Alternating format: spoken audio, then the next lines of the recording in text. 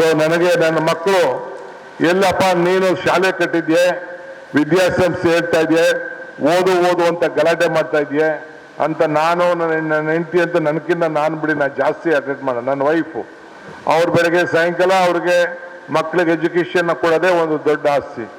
ಈಗ ನನ್ನ ದೊಡ್ಡ ಮಗಳನ್ನ ನೀನೇನು ಮಾಡಬೇಡ, ನಾನು ಕಟ್ಟಿರೋ ಸಂಸ್ಥೆ ನೋಡ್ಕೊ ಅಂತ ಹಾಕ್ಬಿಟ್ಟಿದ್ದೀನಿ ಅವ್ರಿಗೆ. ಎಜುಕೇಷನ್ ನೋಡಿಸ್ತಾ ಇದ್ದೀನಿ. ನೀವೆಲ್ಲ ಇನ್ಸ್ಟಾಗ್ರಾಮ್ ಮತ್ತೊಂದರೆಲ್ಲ ನೋಡಿರ್ಬೋದು. ಸ್ವಲ್ಪ ಭಾಳ ಆ್ಯಕ್ಟಿವ್ ಆಗಿ ಅನೇಕ ಸಂಸ್ಥೆಗಳಿಗೆಲ್ಲ ಹೋಗಿ ಕೆಲವು ವಿಚಾರಗಳನ್ನು ತಿಳುವಳಿಕೆ ಕೊಡುವಂಥ ಕೆಲಸ ಎಲ್ಲ ಮಾಡ್ತಾರೆ. ಹಂಗೆ ನನಗೆ ಈ ಎಜುಕೇಷನ್ ಇನ್ಸ್ಟಿಟ್ಯೂಷನ್ನು ಮಕ್ಕಳನ್ನು ಮಾಡಬೇಕು. ಈ ಎಜುಕೇಷನ್ ಸಂಸ್ಥೆಗಳಿಲ್ಲ ಅಂದರೆ, ಎಜುಕೇಷನ್ ಕ್ವಾಲಿಟಿ ಎಜುಕೇಷನ್ ಇಲ್ಲ ಅಂದರೆ ನಾವು ಯಾರು ಕೂಡ ನಾವು ಇದಕ್ಕಿನ್ನ ದೊಡ್ಡ ಸೇವೆ ಇಲ್ಲ ಅಂಥೇಳಿ ಇವತ್ತು ನಾನು ಆಯ್ಕೆ ಮಾಡಿ ಇವತ್ತು ನಾನು ಈ ಪ್ರಯತ್ನವನ್ನು ನಾನು ಮಾಡ್ತಾ ಇದ್ದೇನೆ.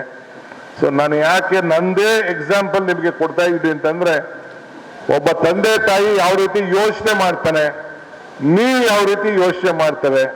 ನೀವು ತಂದೆ ತಾಯಿಯಂದಿರಾಗಿದ್ದೀರಿ. ಅಲ್ಟಿಮೇಟ್ಲಿ ನಿಮ್ಮ ಗುರಿ ಏನು? ನಿಮ್ಮ ಗುರಿ ನಿಮ್ಮ ಮಕ್ಕಳಿಗೆ ಯಾವ ದೃಷ್ಟಿಯಿಂದ ಇರಬೇಕು ಅನ್ನೋ ದೃಷ್ಟಿಯಿಂದ ಇವತ್ತು ಎಲ್ಲ ವಿಚಾರಗಳನ್ನು ಇವತ್ತು ನಾನು ನಿಮ್ಮ ಹತ್ರ ನಾನು ತಿಳಿಸ್ತಾ ಇದ್ದೀನಿ. ಅಕ್ಷರವಂತ ಕರ್ನಾಟಕ ಮಾಡಬೇಕು ನೀವು. ಪ್ರಜ್ಞಾವಂತ ಕರ್ನಾಟಕವನ್ನು ತಾವು ತಯಾರು ಮಾಡಬೇಕು. ಇವತ್ತು ಕರ್ನಾಟಕ ಮತ್ತು ಬೆಂಗಳೂರು ಇವತ್ತು ಅತಿ ಹೆಚ್ಚು ಶಕ್ತಿ ಹೊಂದಿದೆ. ಇಡೀ ನಮ್ಮ ಭಾರತದಲ್ಲೇ ನಾನು ಬೇಕಾದಷ್ಟು ದೇಶಗಳ ಪ್ರವಾಸ ಮಾಡಿ ನೋಡಿದ್ದೀನಿ. ನಮ್ಮ ಕ್ವಾಲಿಟಿ ಆಫ್ ಎಜುಕೇಷನ್ನು ಬೇರೆ ದೇಶಗಳಲ್ಲಿ ಬೇರೆ ರಾಜ್ಯಕ್ಕಿಂತ ನಮ್ಮ ಕರ್ನಾಟಕ ರಾಜ್ಯ ಬಹಳ ಉತ್ತಮವಾಗಿದೆ. ಇಲ್ಲಿ IT BT ಮತ್ತು ಸ್ಟಾರ್ಟಪ್ಗಳು ಸಿಲಿಕಾನ್ ವ್ಯಾಲಿ ಅಂತ ನಾವು ಕರೀತಾರೆ. ಇವತ್ತು ವರ್ಷಕ್ಕೆ 1.5 ಲಕ್ಷ 2 ಲಕ್ಷ ಅಷ್ಟು ಇಂಜಿನಿಯರ್ಗಳು ತಯಾರು ಮಾಡ್ತಾ ಇದ್ದೀವಿ. 17,000 ಜನ ಡಾಕ್ಟರ್ಗಳು ತಯಾರು ಮಾಡ್ತಾ ಇದ್ದೀವಿ. ಸುಮಾರು ಲಕ್ಷಾಂತರ ಜನ ನಮ್ಮ ಪ್ಯಾರಾಮೆಡಿಕಲ್ ಸ್ಟಾಫ್ ಮಾಡ್ತಾ ಇದ್ದೀವಿ. ಬೇರೆ MBA ಕೋರ್ಸ್ಗಳು ವಿಪರೀತ ಇದೆ. ಡಿಗ್ರೀಸ್ ಬಿಡಿ, ಇಲ್ಲಿರುವಂಥ ಟೆಕ್ನಾಲಜಿ ಯಾಕೆ ಇಷ್ಟು ಸ್ಟ್ರಾಂಗ್ ಆಗಿದೆ ಅಂತಂದರೆ ನಮ್ಮ ಬೇಸಿಕ್ ಫೌಂಡೇಶನ್ನು ನಮ್ಮ ಕರ್ನಾಟಕ ರಾಜ್ಯದಲ್ಲಿ ಉತ್ತಮವಾಗಿದೆ. ಈ ವರ್ಷ SSLC ಪಾಸ್ ಆಗಿದ್ದು ದೊಡ್ಡ ದೊಡ್ಡ ಶಾಲೆಗಳಲ್ಲಿ ಮಕ್ಕಳು ಫಸ್ಟ್ ರ್ಯಾಂಕ್ ಬರಲಿಲ್ಲ. ಬಾಗಲಕೋಟೆಯ ಒಬ್ಬ ಗವರ್ಮೆಂಟ್ ಶಾಲೆಯಲ್ಲಿ, ಮೊರಾರ್ಜಿ ಶಾಲೆಯಲ್ಲಿ ಒಂದು ಹೆಣ್ಮಗಳು ಫಸ್ಟ್ ರ್ಯಾಂಕ್ ಈ ವರ್ಷ ಪಡೆದಿದ್ದಾಳೆ. ಕಾರಣ ಏನು? ನಾನು ಪಾಪ ಆ ಹೆಣ್ಮಗಳ ಶ್ರಮ, ನೀವು ಶಿಕ್ಷಕರು ಪಟ್ಟಂತ ಕೊಟ್ಟಂತ ಒಂದು ಫೌಂಡೇಶನ್. ಸೊ ಅದಕ್ಕೆ ನಿಮ್ಮ ಕೈಲಿ ಏನು ಅಸಾಧ್ಯ ಇಲ್ಲ ಅಂತ ನೀವು ತಿಳ್ಕೊಳಕ್ ಹೋಗ್ಬೇಡಿ. ನೀವು ಮೈಂಡ್ ಡಿವೋಟ್ ಮಾಡಬೇಕು. ನೀವು ಒಂದು ಸಮಾಜಕ್ಕೆ ಒಂದು ದೊಡ್ಡ ಕೊಡುಗೆ ಬೇಕು. ನಾನು ಭಾಷಣಗಳಲ್ಲಿ ಹೇಳ್ತಾ ಇರ್ತೀನಿ, ಮನುಷ್ಯನ ಹುಟ್ಟು ಆಕಸ್ಮಿಕವಾದ್ದು, ಸಾವು ಅನಿವಾರ್ಯ, ಜನನ ಉಚಿತ, ಮರಣ ಖಚಿತ ಅಂತ. ಈ ಹುಟ್ಟು ಸಾವಿನ ಮಧ್ಯದಲ್ಲಿ ನಾವೇನಾದ್ರು ಒಂದು ಮಾಡಬೇಕು ಅಂತೇಳಿ.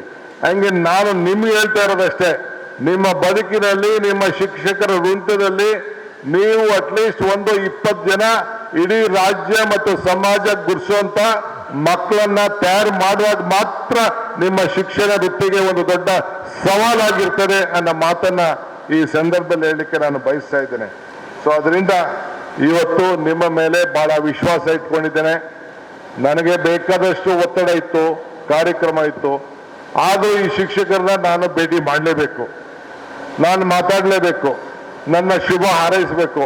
ನನ್ನ ಮಕ್ಕಳಿಗೋಸ್ಕರ, ನಮ್ಮ ತಾಲೂಕಿನ ಮಕ್ಕಳಿಗೋಸ್ಕರ ಬಂದು ವಿವಿಧ ಮೂಲೆಯಿಂದ ಬಂದು ಇಲ್ಲಿ ವಿದ್ಯಾಭ್ಯಾಸವನ್ನು ಕಲಿಸಿ ಈ ತಾಲೂಕಿಗೆ ಒಂದು ದೊಡ್ಡ, ಈ ಜಿಲ್ಲೆಗೆ ಒಂದು ದೊಡ್ಡ ಶಕ್ತಿಯನ್ನು ಕೊಡ್ತಾ ಇದ್ದೀರಿ. ನೀವು ಎಲ್ಲ ಗುಲ್ಬರ್ಗದಲ್ಲಿಲ್ಲ, ಇಲ್ಲ ಬೀದರ್ನಲ್ಲಿಲ್ಲ, ನೀವು ಬೆಂಗಳೂರು ಜಿಲ್ಲೆಯಲ್ಲಿ ಇದ್ದೀರಿ. ಇದನ್ನು ನಿಮ್ಮ ತಲೆಯಲ್ಲಿ ಇರಬೇಕು. ನಿಮ್ಮ ಜಿಲ್ಲೆ ಬೆಂಗಳೂರು ಜಿಲ್ಲೆ. ಆ ಬೆಂಗಳೂರು ಜಿಲ್ಲೆಯಲ್ಲಿ ಒಳ್ಳೆ ಕಾಂಪಿಟೇಟಿವ್ ಈ ಸಂದರ್ಭದಲ್ಲಿ ಇರಬೇಕು ಅಂತ ಈ ಸಂದರ್ಭದಲ್ಲಿ ಹೇಳಿ, ಬಹಳ ವಿಚಾರ ನಾನು ಮಾತಾಡಕ್ಕೆ ಹೋದ್ರೆ ಇದೆ, ಬೇಕಾದಷ್ಟು ವಿಚಾರಗಳಿದೆ. ತಮ್ಗೆ ನಾನು ಕೇಳ್ಕೊಳ್ಳೋದಿಷ್ಟೇ, ತಮಗೆ ಒಂದು ಗುರಿ ಇದೆ, ಒಂದು ಛಲ ಇರಬೇಕು. ಇವತ್ತು ಇತಿಹಾಸ ನೀವು ಗೊತ್ತಿದೆ, ಬಾಬಾ ಸಾಹೇಬ್ ಅಂಬೇಡ್ಕರ್ ಹೇಳ್ತಾರೆ, ಇತಿಹಾಸ ಮರ್ತವನು ಇತಿಹಾಸವನ್ನ ಸೃಷ್ಟಿ ಮಾಡ್ಲಿಕ್ಕೆ ಸಾಧ್ಯ ಇಲ್ಲ ಅಂತೇಳಿ. ಹಂಗೆ ಈ ತಾಲೂಕಿನ ಇತಿಹಾಸ, ಒಂದು ಕಾಲದಲ್ಲಿ ನಮ್ಮ ರಘುರಾಮಣ್ಣ ಅವ್ರ ತಂದೆ ಈ ತಾಲೂಕಿನಿಂದ ಎಜುಕೇಶನ್ ಮಿನಿಸ್ಟರ್ ಆಗಿದ್ರು ಅಲ್ಲ, ಈ ವಾಸ್ ಎಜುಕೇಶನ್ ಮಿನಿಸ್ಟರ್ ಆಗಿದ್ರು. ಸೊ ಹಂಗೆ ಈ ಸಂದರ್ಭದಲ್ಲಿ ತಾವೆಲ್ಲ ನಮ್ಮ ಬೇಕಾದಷ್ಟು ಪ್ರಪಂಚದಲ್ಲಿ ನೂರಾರು ವ್ಯಕ್ತಿಗಳನ್ನ ನೀವು ತಯಾರು ಮಾಡೋಂಥ ಒಂದು ಅವಕಾಶ ಇವತ್ತು ನಿಮಗೆ ಇವತ್ತು ಭಗವಂತ ದೊಡ್ಡ ಕೊಟ್ಟಿದ್ದಾರೆ. ಜೀವನದಲ್ಲಿ ಖಂಡಿತ ನಿಮಗೂ ಒಂದು ಗುರಿ ಇರಬೇಕು, ನಮಗೂ ಒಂದು ಗುರಿ ಇರಬೇಕು. ಸಾಧನೆ, ಹಠ, ಶಿಸ್ತು ಇವೆಲ್ಲ ಕೂಡ ನಾವು ಇಟ್ಕೊಂಡು ಈ ಸಂದರ್ಭದಲ್ಲಿ ನಾವೆಲ್ಲ ಕೂಡ ಕೆಲಸವನ್ನು ಈ ಸಂದರ್ಭದಲ್ಲಿ ಮಾಡಬೇಕಾಗ್ತದೆ. ಯಾವುದೇ ವೃತ್ತಿ ಆಗಲಿ, ಇವತ್ತು ಯಾವುದೇ ವೃತ್ತಿ ಅಂತ ಇಟ್ಕೊಳ್ಳಿ, ಅವನು ಲಾಯರ್ ಆಗಲಿ, ಅವನು ಇಂಜಿನಿಯರ್ ಆಗಲಿ, ಅವನು ಡಾಕ್ಟರ್ ಆಗಲಿ, ಪ್ರೊಫೆಸರ್ ಆಗಲಿ, ಯಾವುದೇ ವೃತ್ತಿ, ಬಿಸ್ನೆಸ್ ಮ್ಯಾನ್ ಆಗಲಿ, ಅಲ್ಟಿಮೇಟ್ಲಿ ನಿಮ್ಮ ಫೌಂಡೇಶನಿಂದ ಮಾತ್ರ ಸಾಧ್ಯ. ನಾನು ಎಷ್ಟೇ ದೊಡ್ಡವನಾದರೂ ಕೂಡ ನಾನು ಕೊನೆಗೆ ನಮ್ಮ ಟೀಚರ್ ಬಂದಾಗ ಕೊಡುವಂಥ ಗೌರವ ಬೇರೆ ಯಾರಿಗೂ ನಾನು ಕೊಡೋಕ್ಲಿಕ್ಕೆ ಸಾಧ್ಯನೇ ಇಲ್ಲ. ನಮ್ಮ ಮೇಷ್ಟ್ರು ನಮಗೆ ಪಾಠ ಹೇಳ್ಕೊಟ್ಟವರು ನಮ್ಮ ಟೀಚರ್ ಅಂತೇಳಿ ಅಷ್ಟು ಗೌರವನ ನಾವು ಕೊಟ್ಕೊಂಡು ನಾವು ಬರ್ತೇವೆ. ಅಂತ ಒಂದು ದೊಡ್ಡ ಜವಾಬ್ದಾರಿ ಇದೆ. ನಿಮಗೆ 2 ಕೈಗಳಿದೆ. ಒಂದು ನಿಮ್ಗೆ ನೀವು ಕಾಪಾಡೋದು, ನಿಮ್ಮನ್ನ ನಮ್ದವ್ರನ್ನ ಬೇರೆಯವ್ರು ಕಾಪಾಡೋದು. ನಿಮ್ಗೆ ನೀವು ಯಾರು ಕಾಪಾಡ್ತೀರಿ? ನಿಮ್ಗೆ ನೀವು ನಮ್ದವ್ರು ಯಾರು? ನಿಮ್ಮ ಮಕ್ಕಳು, ನಿಮ್ಮನ್ನ ನಮ್ಮ ವಿದ್ಯಾರ್ಥಿಗಳು. ಅವ್ರನ್ನ ನೀವು ಸರಿಯಾದ ರೀತಿಯಲ್ಲಿ ನೀವು ಕಾಪಾಡುವಂಥ ಕೆಲಸವನ್ನು ತಾವು ಮಾಡ್ಕೊಂಡು ಹೋಗ್ಬೇಕು. ಬೇಕಾದಷ್ಟು ಜನ ಟೀಕೆ ಮಾಡ್ತಾರೆ, ಬೇರೆ ಮಾಡ್ತಾರೆ, ಅವೆಲ್ಲ ತಲೆ ಕೆಡಿಸ್ಕೊಳ್ಕೋಬೇಡಿ. ಟೀಕೆಗಳು ಸಾಯ್ತವೆ, ಕೆಲಸಗಳು ಉಳಿತವೆ. ಹಂಗೆ ನೀವು ತಯಾರು ಮಾಡಿದಂಥ ಮಕ್ಕಳ ಸಾಧನೆ, ನಿಮ್ಮ ಬದುಕಿನಲ್ಲಿ ಶಾಂತಿ, ಸಂತೋಷ ಇವೆಲ್ಲ ಕೂಡ ಇರ್ತದೆ. ಸೊತ್ತು ಪ್ರತಿಭೆ ಯಾರ ಮನೆ ಆಸ್ತಿ ಅಲ್ಲ. ನಿಮ್ಮ ಶ್ರಮ, ನಿಮ್ಮ ಪ್ರತಿಭೆಗೆ ತಕ್ಕಂಥ ಖಂಡಿತ ಫಲ ಸಿಕ್ಕೇ ಸಿಗ್ತದೆ. ಈ ನಿಟ್ಟಿನಲ್ಲಿ ತಾವೆಲ್ಲ ಕೆಲಸವನ್ನು ಮಾಡಬೇಕು ಅಂತ ಈ ಸಂದರ್ಭದಲ್ಲಿ ಹೇಳಿ, ನಾನು ಇವತ್ತು ಬಹಳ ಸಂತೋಷದಿಂದ ಇವತ್ತು ಬಂದು ಚನ್ನಪಟ್ಟಣದಲ್ಲಿ, ನಾನು ಎಲೆಕ್ಷನ್ಗೆ ಒಂದೇ ದೃಷ್ಟಿ ಇಟ್ಕೊಂಡು ನಾನು ಚನ್ನಪಟ್ಟಣಕ್ಕೆ ಬರ್ತಾ ಇಲ್ಲ. ಈ ತಾಲೂಕಿನ ಜನ ನನ್ನನ್ನು ಆಯ್ಕೆ ಮಾಡಿ 4 ಬಾರಿ ವಿಧಾನಸಭೆ ಕಳಿಸಿದ್ದಾರೆ. ನಾನು ಈ ಜಿಲ್ಲೆಯವನು ನಾನು ಮಾಡಿದೆ. ನನಗೆ ನಾ ಎಲ್ಲೂ ಬೇರೆ ಕಡೆ ಓಡೋಕ್ಕಾಗೋದಿಲ್ಲ, ಎಲ್ಲಿ ಬೇಕಾದ್ರೂ ಓಡೋಕ್ಕಾಗೋದಿಲ್ಲ.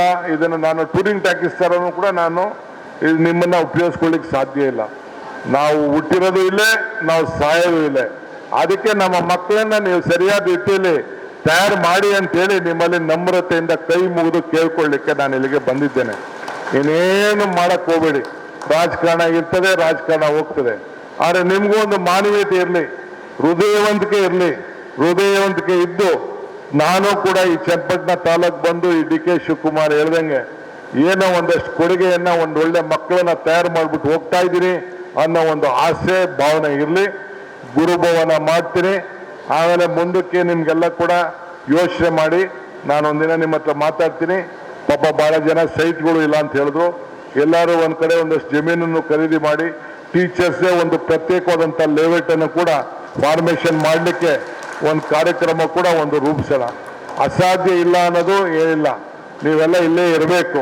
ನಮ್ಗೊಂದು ದೊಡ್ಡ ಆಸ್ತಿ ನೀವೆಲ್ಲ. ನಿಮ್ಮ ಆಸ್ತಿ ಇದೆ, ನಾವೆಲ್ಲ ನಿಮ್ಮನ್ನೆಲ್ಲ ಉಪಯೋಗಿಸ್ಕೊಳ್ಬೇಕು ಅಂತೇಳಿ ಪ್ರಾರ್ಥಿಸಿ, ನಮ್ಮ ಸಂಬಂಧ ಶಿಕ್ಷಕರ, ನಮ್ಮ ಸಂಬಂಧ ಶಿಕ್ಷಕರ ಸರ್ಕಾರದ ಸಂಬಂಧ, ಭಕ್ತನಿಗೂ ಭಗವಂತನಿಗಿರುವಂಥ ಸಂಬಂಧ. ಸೊ ಅದರಿಂದ ನಿಮ್ಮ ಕುಟುಂಬ, ನಿಮ್ಮ ಮನೆ, ನಿಮ್ಮ ಜ್ಞಾನ ನಮ್ಮ ರಾಜ್ಯಕ್ಕೆ, ನಮ್ಮ ತಾಲೂಕಿಗೆ ಬೆಳಗಲಿ ಅಂತೇಳಿ ಪ್ರಾರ್ಥಿಸಿ ನನ್ನ ಮಾತು ಮುಗಿಸ್ತೇನೆ. ನಮಸ್ಕಾರ.